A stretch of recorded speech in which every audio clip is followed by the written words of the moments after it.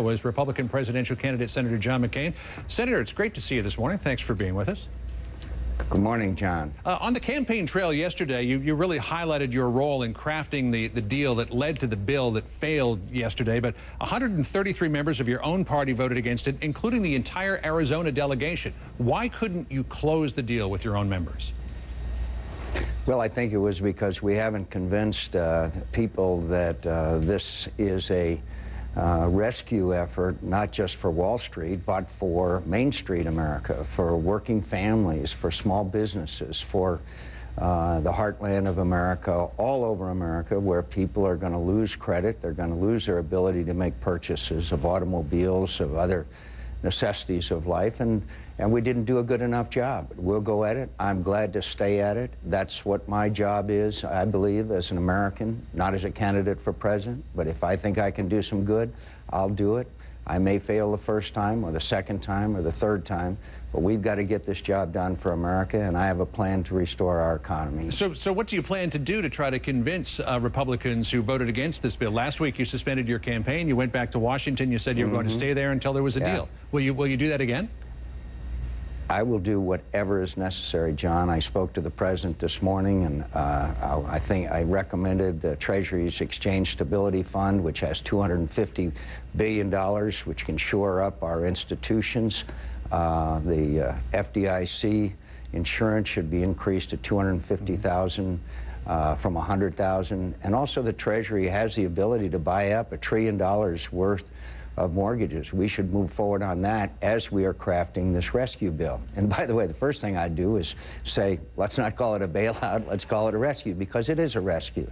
It's a rescue of Main Street America. Well, there are a lot of cut spending, cut taxes, and move forward. I'll let you put that back in your ear there, Senator. Don't want to. Okay, now go ahead, John. Let me just make a point on what you were saying there. Republican Congressman Mike Pence says not only is this a bailout, not a rescue plan, it is the biggest corporate bailout in American history. There's a real mindset among Republicans, among conservatives, that this is in fact a bailout and the federal government should not be doing it. Well, we're not going to get a unanimous vote, but I'm convinced that yesterday's events and reaction of $1.2 trillion being wiped out, and that's 401ks, that's IRAs, that's investments, that's retirements.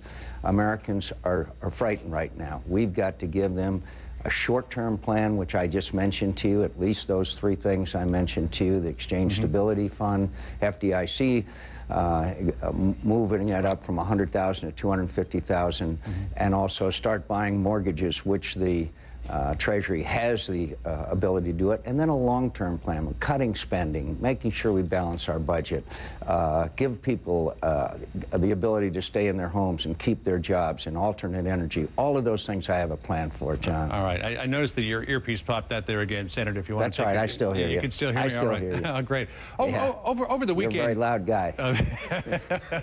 I just try to break through all the clutter. That's all. Senator, over the weekend, your running mate appeared to contradict you on the subject of Pakistan when she told a voter that the U.S. should go into Pakistan after terrorists. You called the reporting of that. You called the reporting of that in an interview with CBS yesterday, quote, gotcha journalism. But at the same time, you have gone after Senator Biden for a comment that he made under similar circumstances about clean coal technology. Your campaign even released a video of part of his comments. Was that gotcha politics?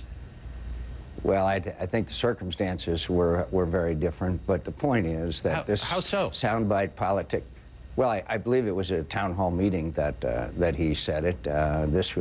Hers was in an encounter in a pizza parlor where the question was framed so that, of course, we're going to go after terrorists. We're going to go after terrorists wherever they are in the world. I don't disagree with that. Question is whether you broadcast it or not. It's whether you announce that you're going to strike a sovereign nation. There's a big difference there, John. But look, let's have more town hall meetings. This one I'm going to have next week with Senator Obama could have been our 11th or our 15th, and then that way we can respond to the American people, and we don't have all that. But response in a pizza parlor to the kind of question that it was, Sarah Palin has made her position very clear. We don't announce that we're going to attack other nations. Senator Obama said that in debates.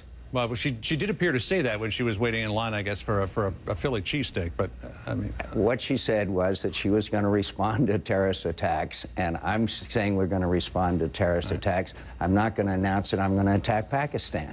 I think you got it. All right. Yeah. Okay. I got that. She was also asked in a recent interview how governing Alaska with its proximity to Russia bolsters her foreign policy experience. Here's what she said in that same interview with CBS. Mm-hmm.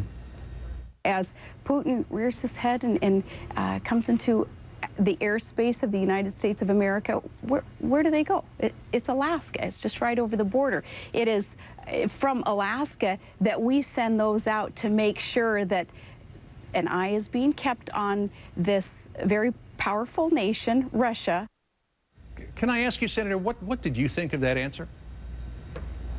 I think that Sarah Palin, I'm not going to parse every answer that she gives to every question. The fact is she knows the issues, she shares my worldview, she has the right positions on the issues, and she has had the right positions for a long time, and she's the most popular governor in America. Mm-hmm. She understands energy, which is one of our major challenges. Because some conservative commentators... In all due respect, I'm not going to answer, and because I didn't see the overall interview or the comments, I have great confidence, and so do the American people. And you're going to see that Thursday night against one of the great debaters of the Senate. She's going to be just fine. Senator John McCain, it's good to talk to you. Thanks for taking the time today. Appreciate it.